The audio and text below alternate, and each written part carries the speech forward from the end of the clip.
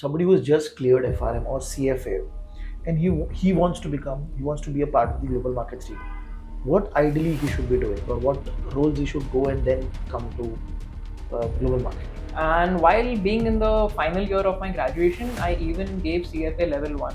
I gave it a shot and I cleared it. So that triggered my, curiosity for finance even more.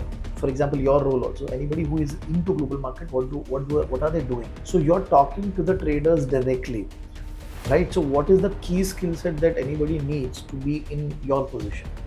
First and foremost, good communication. A trader is not gonna be someone who will give you your sweet time to talk and explain, and you'll have to, be to the point. Within the front office, so we have the trading side, we have the sales side, and then we have the global market. Is there any other team which is generally there in front office? There is the front office IT support. So not many people are aware that the front office has its own dedicated IT support always available for them. Somebody who wants to join product control, because you've already worked over there, what are the key skill sets that are needed?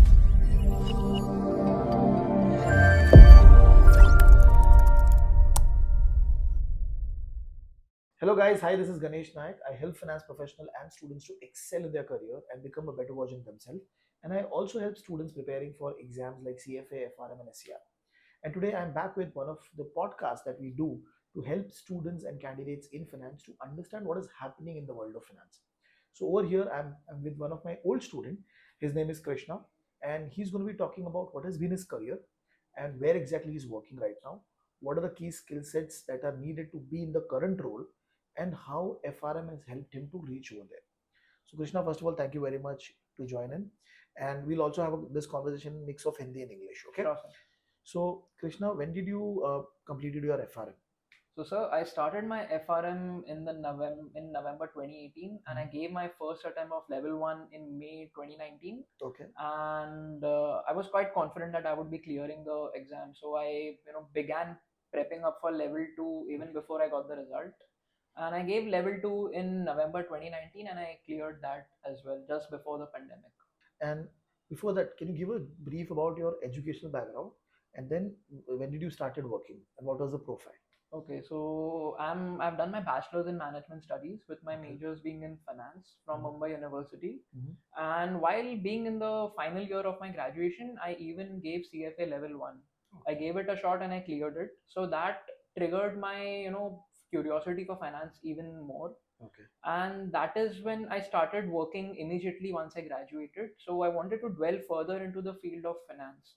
Okay. So I came across this, profile of risk management. I had no idea what it was, but then reading further and delving further into it, I got to know that there is an exam like a professional certification called FRM. So that is when I, investigated further, and I thought that this could be something I would want to make my career in. And Okay. that's how I began my prep for CFA for FRM. FRM also. And when did you join your first job? It was an investment bank. Yes, yes. So it was in an investment bank. So my first role was into the product control space. So Okay. I was in product control. Basically, we are responsible for generating the day-to-day P&L numbers for a certain desk of a certain asset class of a certain region. Okay. And then we are also responsible for commenting on the P&L drivers, like what is the material drivers, the risk exposures, Okay. and things like that. Okay. So for the benefit of the audience, simple in a simple language, just correct me if I'm wrong. So there are people who are doing trading.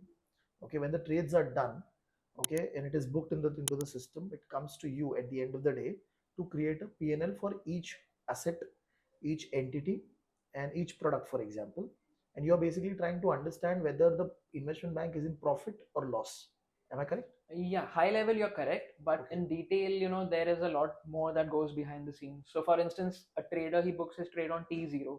And a trader, he doesn't have, he doesn't care too much about the, basic thing like some financing rate, some spread. He'll just book a random number and he'll just rough book the trade.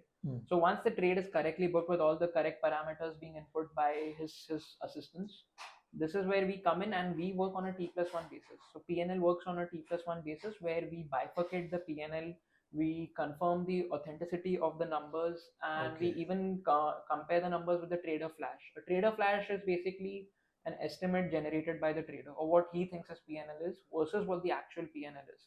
And Okay. if there are any material differences between the flash number and the actual number, then it's product control's job to explain him and tell him why his numbers are right or wrong. And this has to be approved by the trading head. Correct, correct. And correct. does it also go to risk management team?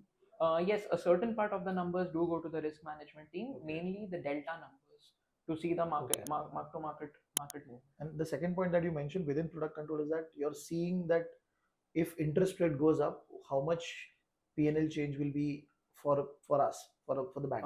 Yes, so this is a part of our role, which we can call it like a sensitivity test. We do it, but this is done not on a daily basis, but you can say more or less frequently on a quarterly basis or on a monthly basis.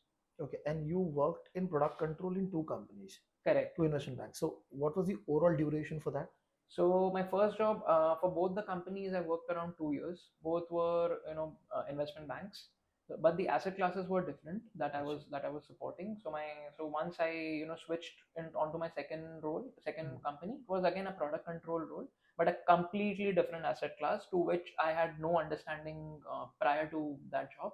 Okay. So that is where I learned a lot in those 2 years. So overall 4 years of experience into product control. Now, for the benefit of the audience, see, the product control team will sit into what? Middle office? You can call it technically it's finance back office if you have to correctly call it. I mean, you can call it middle office as well, but in our terminologies that we use, middle office is that team which books the trade, or which does any amendment to the trade details. Support to the trade. Correct.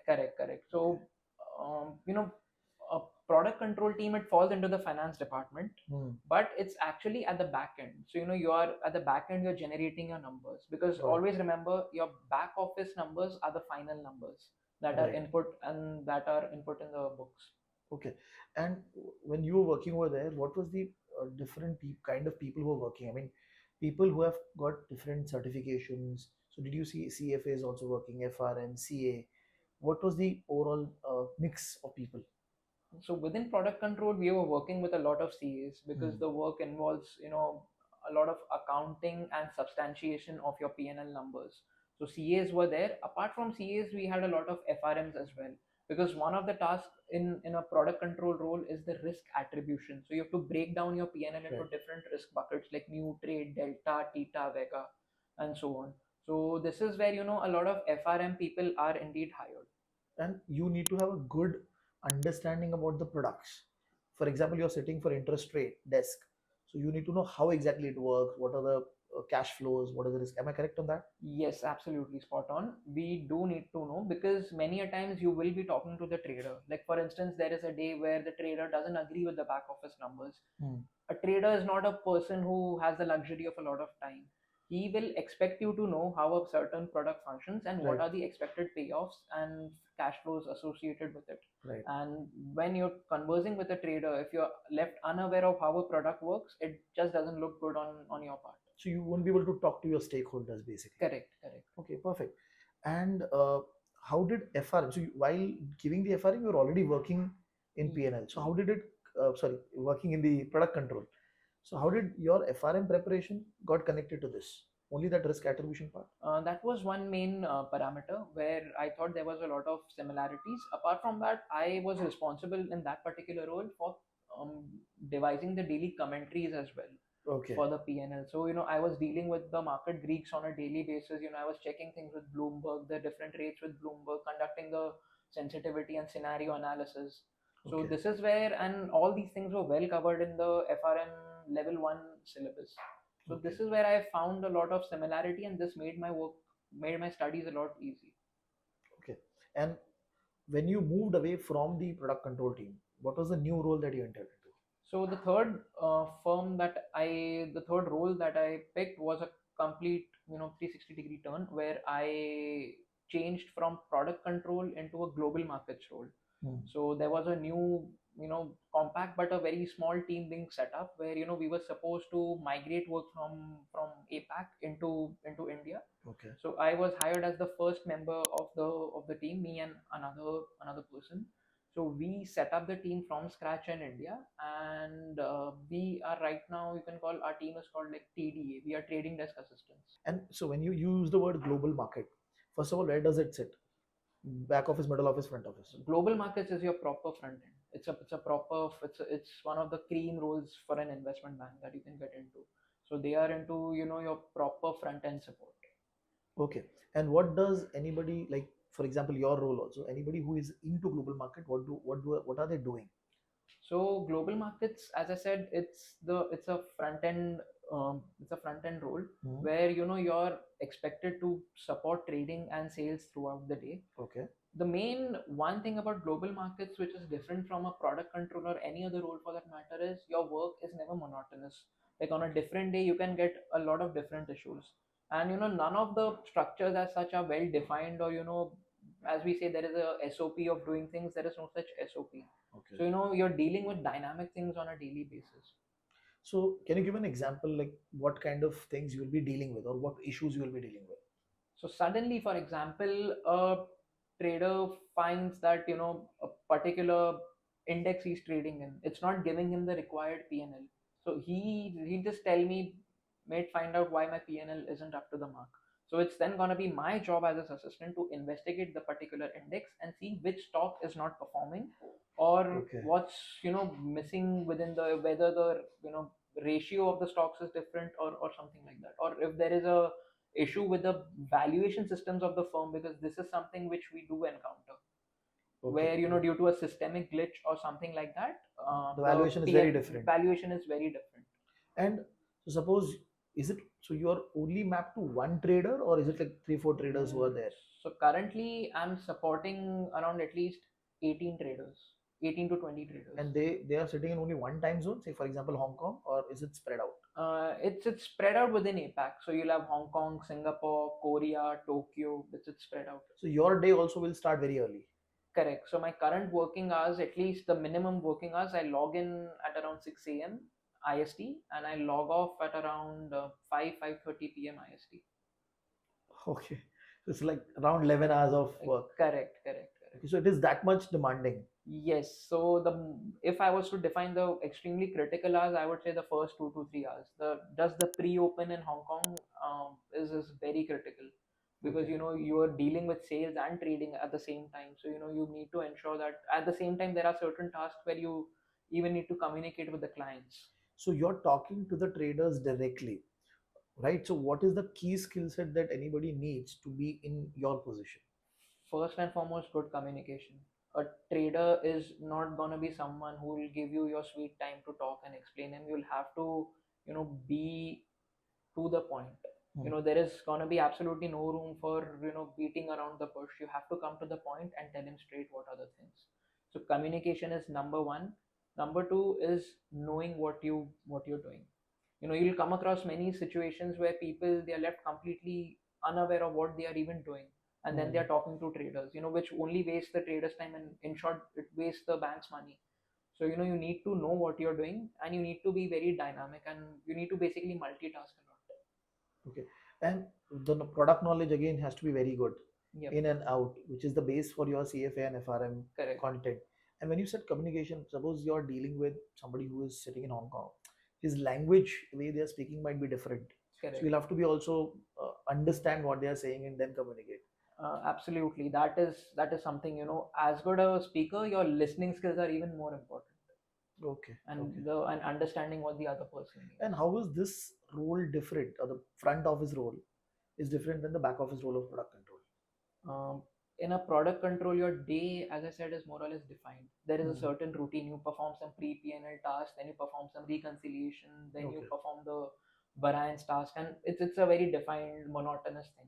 But in a global markets role, every day brings up its own challenges. So it's every day more or less we are dealing with different issues. Okay. And within the front office, so we have the trading side, we have the sales side, and then we have the global market. Is there any other team which is generally there in front office? There is the front office IT support. So not many people are aware that the front office has its own dedicated IT support always available for them. So when a trader faces any systemic glitch, he cannot go to the general IT and raise a ticket and do it. He needs work to be done spot on. So this is where the traders, they rely on their own IT team. So only IT, that's the other risk and control. Risk and control is there as well. They have their own dedicated market risk teams. But the risk teams usually they don't work on that on a T0 basis as such. They'll come later with their own ad hoc queries. Okay, so when we talk about front office, these were the broader teams that we talked about. And what about middle office? If you can give a just what happens in middle office. So middle office basically will be your booking, teams which more or less are dealing with systems, or you can say operations is something that we call as middle office. Okay. So they are responsible for managing your trade through the trade life cycle process.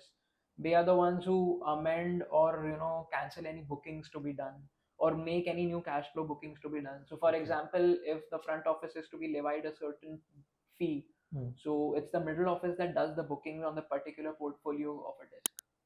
Okay, great. And somebody who wants to join product control because you've already worked over there, what are the key skill sets that are needed? Firstly, you need to have a basic understanding of accounting, how the flow of money works. Product knowledge is paramount, and I think it's more on the lines of product knowledge where you need to go, and a bit of your market Greeks. And I forgot to ask you with respect to the global markets part, that what is the normal crowd who is sitting over there? What is the profile that they have? So the profile as such, it's a cream role, and this is where the cream candidates are picked. So most of the candidates that at least I sit with, they're all from tier 1 institutes, be it from a tech background, or if they're from a business background, then they are from the tier 1 MBA college. Tier 1 MBA college or tier 1 tech colleges? Okay. Correct. And have you seen people leaving early in the sense the global market roles like that?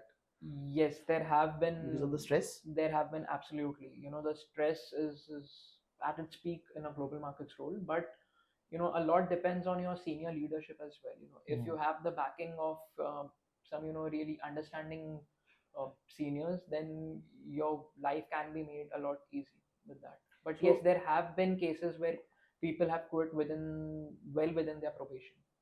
Okay. And somebody who's just cleared FRM or CFA, and he wants to be a part of the global markets team, what ideally he should be doing, or what roles he should go and then come to global market? So first is the basics. Clear your exams. No matter what, whether you're giving a CFA or an FRM, just clear the exam. Know what you're studying. Just don't clear for the sake of it. Know what you're studying and how it can be applied in the real world scenario. And thirdly, I mean, be an excellent communicator. That goes without saying. Third would be have an ad hoc tech skill, like basics of Python or VBA or something like that. If you have a decent knowledge of Python, couple that up with a degree, like with a certification like FRM or CFA, you can go places. And so with respect to coming to global market roles, have you seen people coming from risk management to that side? Usually, yes, there are, because in risk management, you're dealing extensively with a lot of systems, with a lot of data. So, this knowledge always comes in handy. So, yes, there have been people who have made that jump from a risk management role into a global markets role. So, people do come from product control also. The chances for that are usually on the lower spectrum. Okay. To paint a brutal picture, they are on the lower spectrum, because usually in product control roles, people, they don't tend to upskill themselves. They get into a comfort zone usually, because they're dealing with monotonous stuff on a daily basis, so that gets very routine, and people tend to get stuck where they are. And so what is the normal people's prior work profile when they come to global markets? What have they already worked into? So at least the contemporaries that I work with, most of them, they're relatively new. They're very young. They, most of them, they just started their careers, but then they're pass outs from tier 1 institutes. So they come in with a certain tag of expectations. And prior to that as well, the key thing is the global markets hire from ex global markets itself. Achha, so they usually don't, very rarely will they go to someone from a finance or an ops or some other department to join global markets, because we in global markets we believe that there is a big cultural difference in the way things are. There have been times where I've even logged in at 2 a.m. in the night because I'm anticipating that tomorrow there may be a systemic issue or a glitch which may impact my Right. supported traders. Okay. So in global markets, another unique thing is there are no defined work hours as such. Okay. There have been days where we work for 16, 17 hours as well. It all depends on what the desk expects and how things are. For instance, if I have to give you, not getting into the very details, but on every expiry of a future contract, a day or two before and after that, we anticipate some unexpected P&L jumps. So on those days we have to be vigilant, and our working hours are expected to stretch in such Okay. times. And on an average, the global market compensation is better than the back office. Yep. Generally, it is better. Yep. Okay. And because you have done FRM now, if I ask you what is one or two changes that you want that FRM should have or include so that it becomes more relevant to the current industry, what would that be? Firstly, it should be a lot more practical, I believe. Introducing a programming language like Python. Okay. I mean that, in my opinion, that should be a necessity and not just an optional thing. Because in whichever front end role you go, Python is a must. And in this day and age, where you have a lot of help through these AI enabled tools like Chat GPT and everything, your Python coding is a lot easier. And I've seen people, they just get bogged down. Okay, I need to learn a programming language. I'm from a commerce background. No, it's Right. not like that. I myself have learned a bit of Python on the job itself. Okay. And in your current role also, Python is widely used. Correct. So around more than 3/4 of our work is Python oriented. Okay. Last two questions. The first question in that is, since you've spoken to a lot of traders, what is the general profile they have when they before coming to trading, if you are aware about it? So most of the traders that I deal with, they are either engineers from tier one global institutes, or they have a majors in something like quantitative financing or financial engineering. You need to be very good with your numbers, and more than the numbers, the methodologies. Okay. And final three tips or three points which you can share about your journey in the financial world till now, being a BMS graduate and doing FRM and CFA level 1. What are the three things that you have learned in your journey? um, calmness and good communication is paramount. You will come across situations which you know challenge you to the core, but the moment you know how to control your impulses, that is when you've won a very big battle. Number two, do not be scared to upskill yourself, because the once you get stuck in this web of doing the same thing over and over again and just finding your comfort zone in that, you're going to be stuck in a rut. So it's paramount to upskill yourself.